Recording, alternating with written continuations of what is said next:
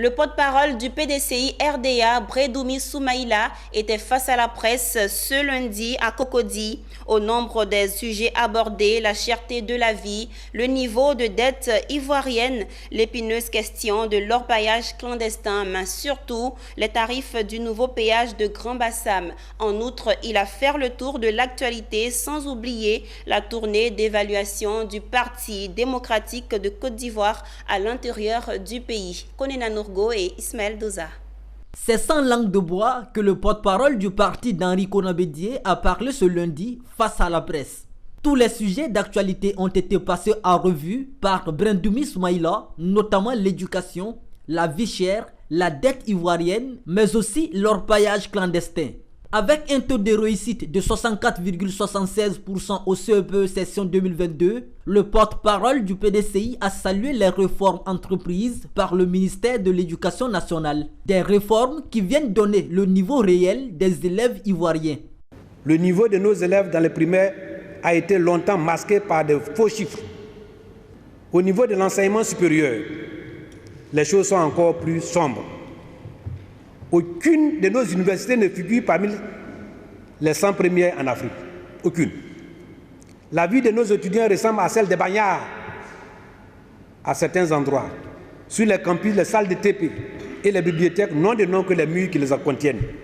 Aucune structure n'est capable de nous situer sur le nombre exact d'étudiants que compte notre pays. Autre sujet évoqué, la question de la dette ivoirienne, trop élevée selon le conférencier. Un problème auquel vient s'ajouter la problématique de l'environnement, surtout la question de l'orpaillage clandestin. Le stock de la dette de notre pays atteint un niveau jamais égalé. En effet, le stock de notre dette était en fin 2010 à 5 281,603 milliards de francs CFA. Retenez bien les chiffres. Il est projeté à 25 701 milliards de francs CFA en 2023 et 29 765,7 milliards de francs CFA en 2025, soit une augmentation de 600% sur la période 2011-2025. Les perspectives ne sont guère à l'optimisme.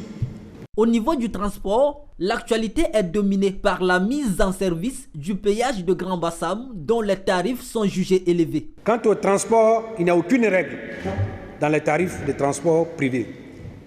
À chaque jour correspond un destin nouveau et difficile.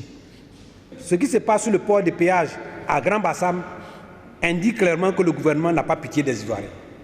Le 7 juin dernier, le PDCI et les autres partis de l'opposition avaient appelé ses parlementaires à soutenir la candidature de Adama Bictogo, candidat du RHDP, parti au pouvoir, au poste de président de l'Assemblée nationale. Un geste qui avait fait couler beaucoup de salive. Mais le porte-parole du PDCI affirme que le parti est dans l'opposition et que cela ne pouvait en aucun cas empêcher le PDCI de dénoncer.